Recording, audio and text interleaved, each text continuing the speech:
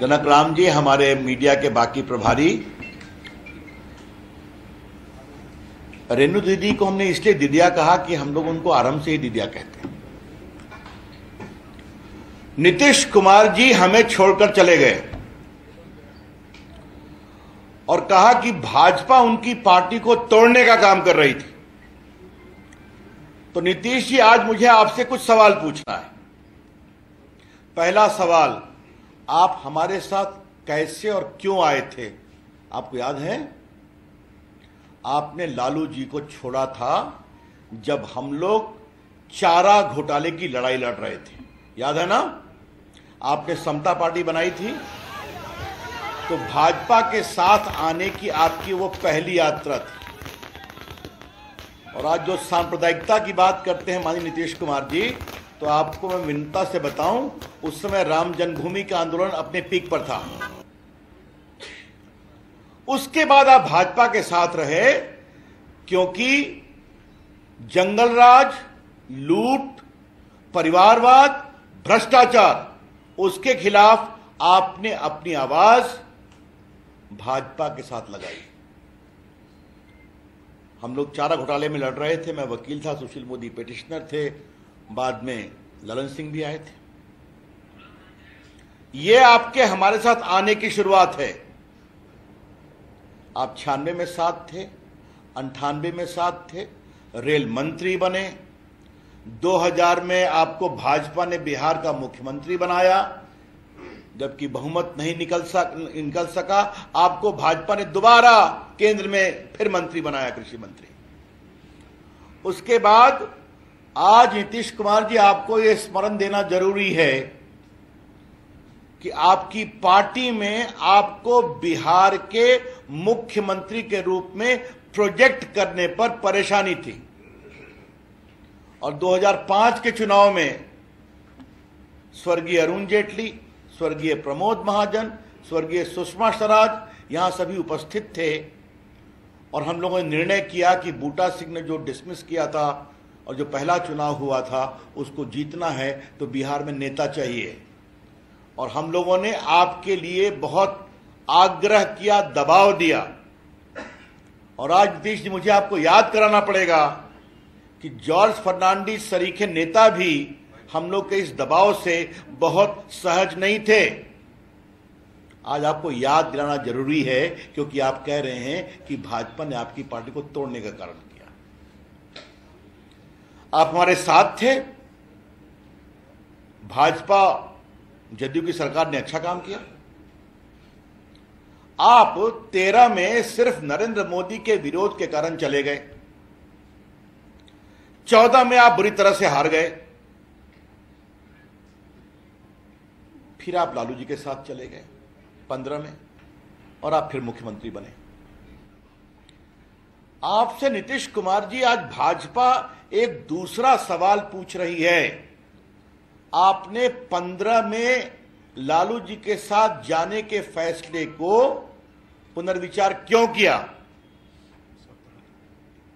17 में आपने क्यों कहा 2 साल बाद कि मैं बहुत असहज हूं क्योंकि श्रीमान तेजस्वी जी अपने ऊपर लगे गंभीर भ्रष्टाचार के आरोपों का जवाब नहीं दे पा रहे? यह आपने खुलकर कहा कि इतने गंभीर आरोप लगे, यहां सुशील मोदी ने लगाए थे, चर्चा में आए थे, तो आपने कहा उसका जवाब नहीं आ रहा है। आपके राष्ट्रीय अध्यक्ष ललन सिंह जी हैं, उन्होंने भी बहुत सवाल पूछा था।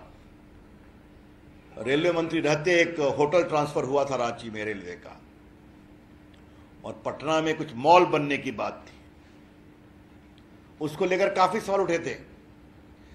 रेलवे में भर्ती को लेकर सवाल उठे थे, नौकरी के बदले जमीन को लेकर सवाल उठे थे।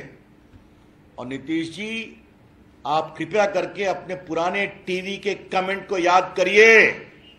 आपने कहा था इतने गंभीर आरोप लगे हैं, इसका जवाब तो मिलना चाहिए। और तेजस्वी जी ने बार बार कहा यह जवाब मैं अपने वकील से पूछ के दूंगा। उसके बाद फिर आप हमारे साथ आए। हमने कहा अच्छी बात है, हमारे पुराने साथी हैं आप आ गए। फिर आपने 19 का लोकसभा चुनाव हमारे साथ लड़ा। बीजेपी ने जो 14 में बिहार में निर्णायक जीत प्राप्त की थी, उसने अपने बहुत से सिटिंग एमपीज का टिकट काटा ताकि आपको एनडीए में और टिकट मिल सके। और आज के दिन मैं अपने वरिष्ठ नेताओं के सामने उन अपने सारे सांसदों का अभिनंदन करूंगा जो 14 में सिटिंग एमपी थे, जिनका 19 में टिकट हमने काटा ताकि अधिक लोगों को जदयू के टिकट मिल सके। जनक जी भी बैठे हैं यहां पर, ठीक ही कहा आपने। गोपालगंज से सांसद हो, बताइए। तो उस समय ठीक थी भाजपा, नरेंद्र मोदी तो उस समय प्रधानमंत्री थे ना। तो नीतीश कुमार जी, आपसे मेरा तीसरा सवाल यह है कि 19 में आप जीते नरेंद्र मोदी के नाम पर बिहार में लोकसभा चुनाव में, आज आपकी भी संख्या 14 हो गई है, 16। 14 में संख्या भी कितनी थी? 2। तो आप 2 से 16 हो गए। अकेले गए तो आप 2 पर थे, फिर लोकसभा में 16 आ गए। किसके नाम पर जीते? नरेंद्र मोदी के नाम पर। अब जरा उसके आगे चलते हैं। 20 की विधानसभा का चुनाव था। नीतीश जी, क्या सच्चाई नहीं है कि उस चुनाव में नरेंद्र मोदी जी ने बिहार में जितना सघन प्रचार किया, उसके कारण एनडीए की साख बन पाई? आज आपको मैं विनम्रता से स्मरण देना चाहूंगा माननीय मुख्यमंत्री जी कि फर्स्ट फेज का चुनाव फुलवारी से लेकर यूपी के बॉर्डर तक हुआ था। एनडीए को कितनी सीट मिली थी याद करिए। पटना शहर के सारे विधानसभा हम लोग जीत पाए, बाकी फुलवारी दानापुर सब हारते गए। बीच में आरा और उनका हमारे 1-2 सीट और मिली हम लोग, बड़ा। उसके बाद मोदी जी ने दूसरे फेज में, तीसरे फेज में, चौथे फेज में, 5वें फेज में सघन प्रचार किया। जंगल राज के 2 युवराज, याद है ना आपको नीतीश जी, कि भूल गया? और जब प्रधानमंत्री जी ने सघन प्रचार करना शुरू किया तो बिहार की हवा बदलती रही। दूसरे फेज में एनडीए को अधिक सीटें मिली, तीसरे में और अधिक मिली, और चौथे 5वें में हम स्वीप कर गए। अब आपको 43 आया तो आप खाली दूसरे पर ब्लेम करते हैं।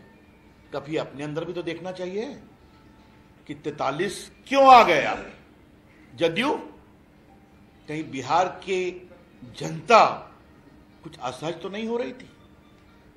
हमारा स्पष्ट मानना है कि वो जीत नरेंद्र मोदी के प्रयास और उनके व्यक्तित्व के कारण जनता ने विश्वास किया कि डबल इंजन की सरकार चलानी है बिहार के विकास के लिए।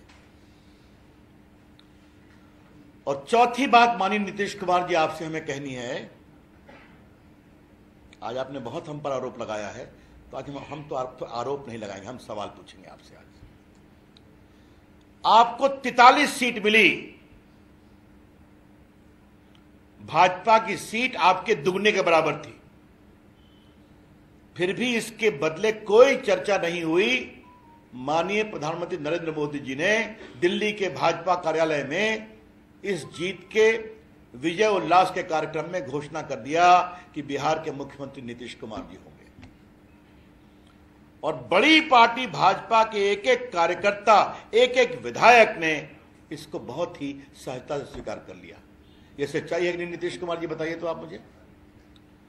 तो आप कैसे कहते हैं कि भाजपा ने आपको कमजोर करने की कोशिश की? आपको कमजोर तो प्रदेश की जनता ने किया था, फिर भी प्रधानमंत्री नरेंद्र मोदी जी ने आपको मुख्यमंत्री बनाया। फिर अब आज आप कह रहे हैं कि भाजपा अटल जी और आडवाणी जी वाली भाजपा नहीं है, तो 20 में जीत के आप साथ क्यों थे? आप उसी वक्त कहते कि हमको इस बीजेपी से नहीं पटेगी। तो ये तो कमाल की बात है। 17 में आप दोबारा साथ आ गए, आराम से साथ रहे, 19 का लोकसभा का चुनाव जीता, 20 का विधानसभा का चुनाव जीता, और आज जब 22 का अगस्त चल रहा है तो आप कह रहे हैं भाजपा हमको तोड़ने की कोशिश करती है।